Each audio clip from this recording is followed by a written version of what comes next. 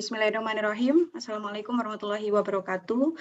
Pada kesempatan kali ini kami dari kelompok 2 akan mempresentasikan tentang proposal penelitian integratif kami yang berjudul Analisis Peluang Konstruksi Paham Radikalisme oleh Kelompok Teroris di Indonesia selama pandemi COVID-19.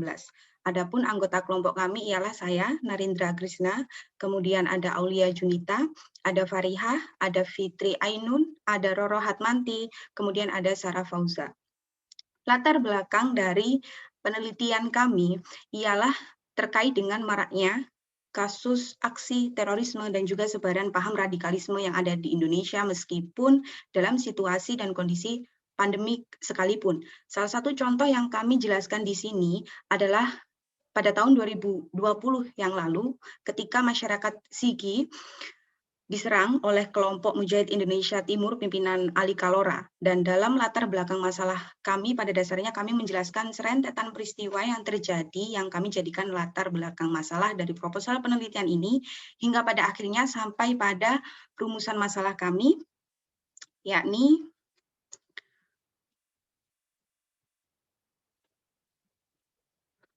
bagaimana pola tren sebaran paham radikalisme dan terorisme yang ada di Indonesia selama pandemi COVID. Kemudian yang kedua, mengapa muncul solidaritas kelompok radikal di Indonesia dalam menyebarkan tren radikalisme tersebut di tengah pandemi COVID-19.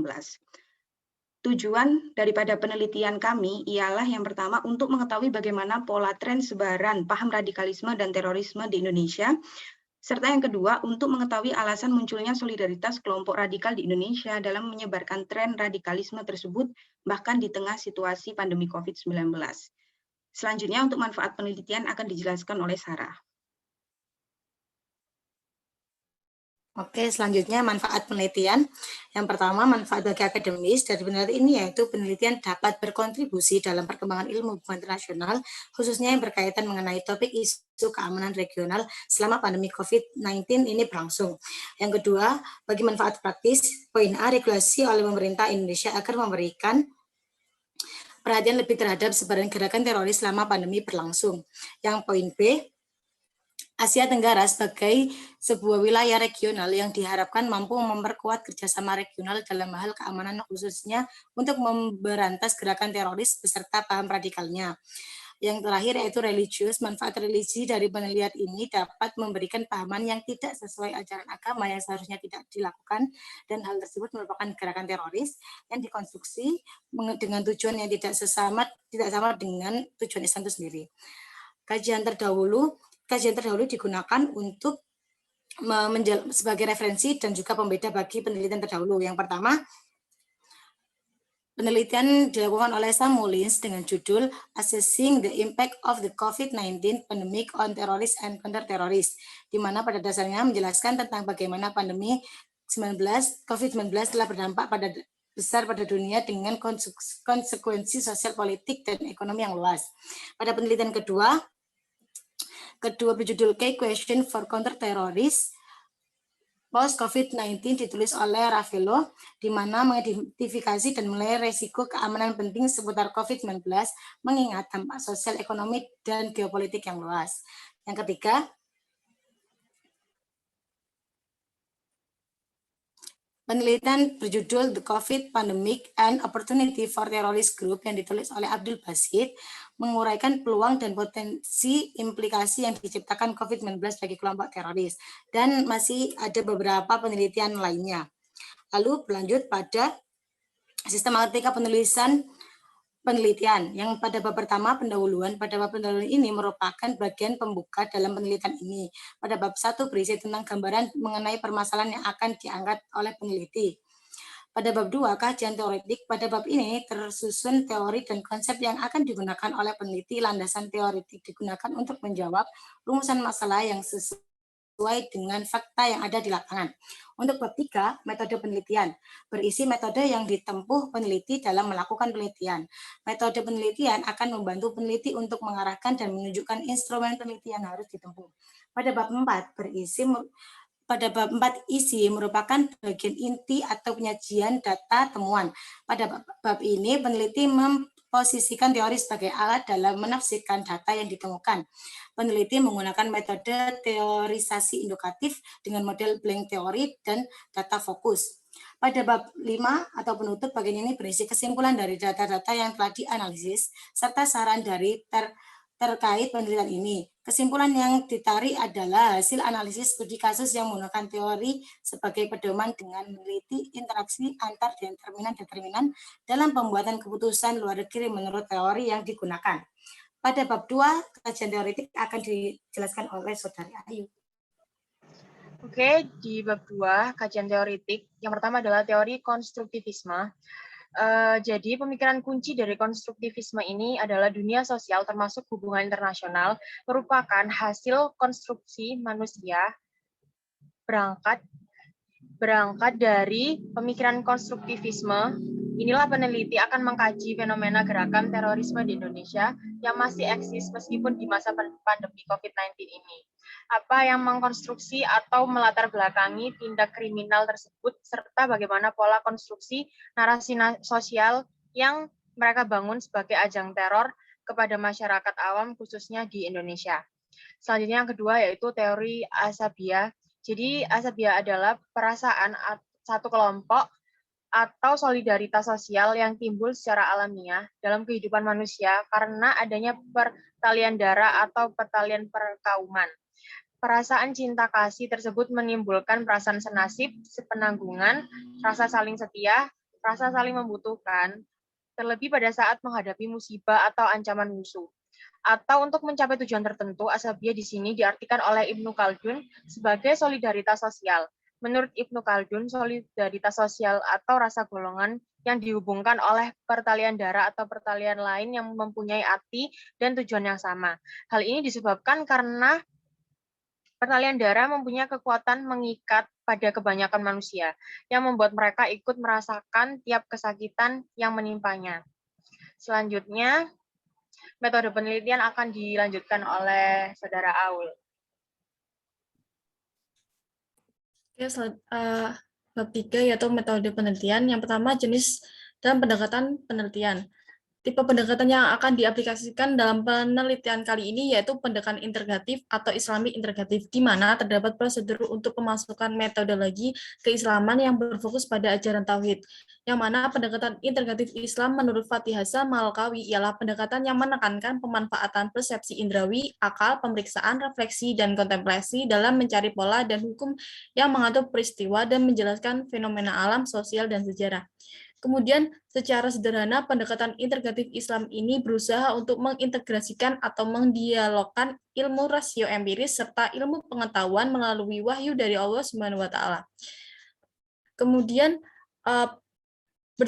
penelitian ini berjenis penelitian deskriptif eksplanatif.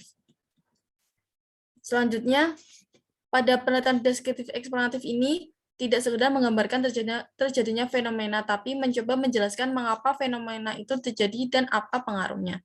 Kemudian, peneliti ini dituntut membuat hipotesis sebagai asumsi awal untuk menjelaskan hubungan antara variabel yang diteliti. Yang kedua yaitu lokasi dan waktu penelitian.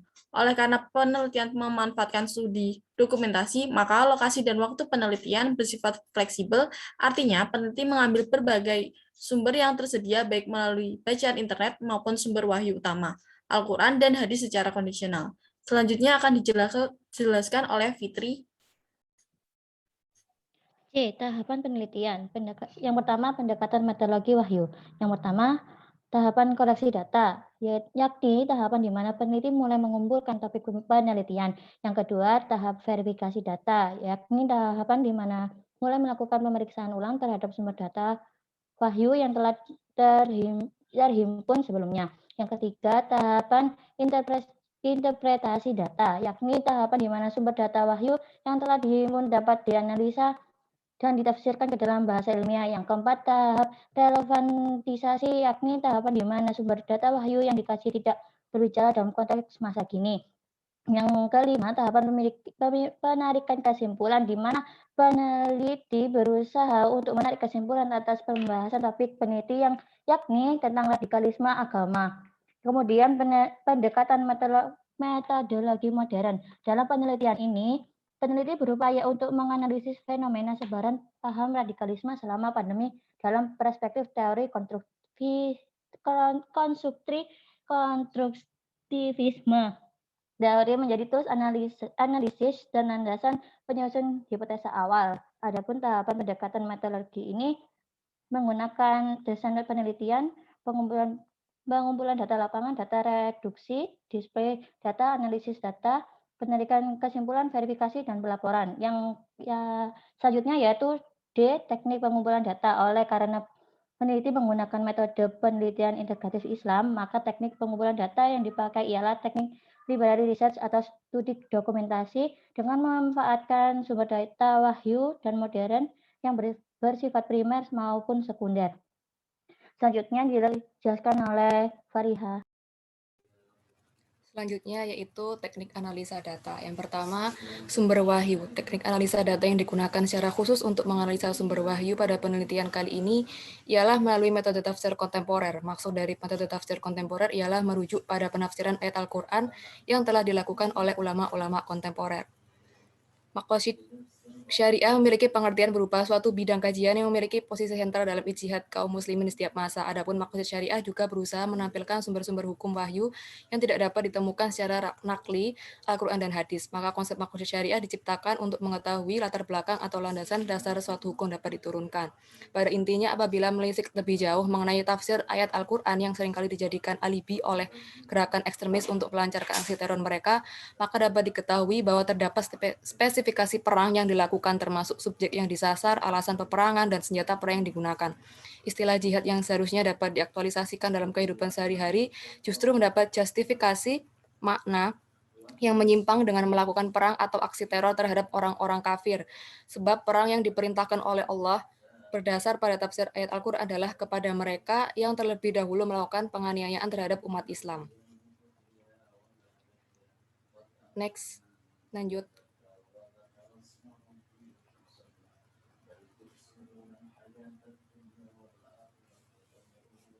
Bila mana mempertimbangkan konsep maqasid syariah, maka akan ditemukan hukum kisos atau hukum fikih kisos. Nah, kemudian sumber empiris untuk sumber data kualitatif peneliti menggunakan data primer dan data sekunder. Data primer didapatkan peneliti dengan melakukan wawancara dengan pihak yang terkait dalam kerjasama. Selanjutnya, selain data primer, peneliti juga membutuhkan data sekunder. Dalam hal ini, peneliti melakukan teknik dokumentasi untuk mendapatkan data sekunder. Yang C, teknik integrasi metodologi wahyu dengan sains modern. Berdasarkan asumsi pemikiran teori konstruktivisme dan teori solidaritas kelompok, peneliti kemudian merumuskan 3 faktor utama yang mendorong sebaran paham radikalisme selama pandemi berlangsung. Ketiga faktor utama ini pula yang menjadi hipotesa awal dan akan diuji kebenarannya melalui pendekatan kedua teori yang telah disebutkan sebelumnya. Ketiga faktor tersebut ialah timbul rasa ketidakpercayaan antara masyarakat dan pemerintah yang kemudian dimanfaatkan sebagai peluang masuknya dalam radikalisme oleh kelompok ekstremis. Kemudian, kemerosotan ekonomi tengah situasi pandemi yang mengakibatkan kelompok ekstremis memiliki siasat baru menarik simpatisan. Ketiga, narasi propaganda di media sosial yang disebarluaskan 2 kelompok besar yakni ISIS dan Al-Qaeda, kemudian disebarluaskan pula oleh jaringan-jaringannya di Indonesia. Yang terakhir yakni tentang teknik pemeriksaan keabsahan data. Yang pertama ada sumber wahyu. Teknik pemeriksaan keabsahan sumber data wahyu yang digunakan dalam penelitian kali ini adalah asbab an-nuzul. Menurut Syekh Mana Al-Katan, yaitu sesuatu karenanya Al-Quran diturunkan sebagai penjelas terhadap apa yang terjadi. Pada intinya, asbab an-nuzul dari ketiga ayat yakni Quran Surat At-Taubah ayat 73, Quran Surat Al-Baqarah ayat 193, Quran Surat Al-Hajj ayat 39-40 berkenaan tentang sekelompok orang kafir, munafik, dan zalim yang hendak atau telah melakukan perbuatan aniaya terhadap Rasulullah dan umat Islam. Sehingga turunnya ayat Al-Quran menandakan diperbolehkannya melakukan jihad atau perang terhadap mereka yang telah berbuat aniaya. Yang kedua, sumber empiris. Keabsahan data dalam sebuah penelitian, baik penelitian kualitatif maupun penelitian kuantitatif, sangatlah penting. Penelitian yang memuat data yang valid dapat dipertanggungjawabkan merupakan sebuah hasil penelitian yang baik. Beberapa langkah dalam mendapatkan tingkatan data yang valid, yakni dengan menggunakan ketekunan penelitian, yang berarti peneliti melakukan penelitian secara cermat dan berkesinambungan. Selanjutnya, yakni menggunakan bahan referensi, yakni adanya pendukung untuk membuktikan data yang telah ditemukan oleh peneliti. Dalam laporan penelitian, data-data yang telah ditemukan perlu dilengkapi dengan foto-foto ataupun dokumen otentik, sehingga dapat lebih dipercaya dan dipertanggungjawabkan keabsahannya. Sekian dari presentasi dari kami, kurang dan lebihnya kami mohon maaf. Semoga apa yang telah kami sampaikan dapat bermanfaat bagi kita semua.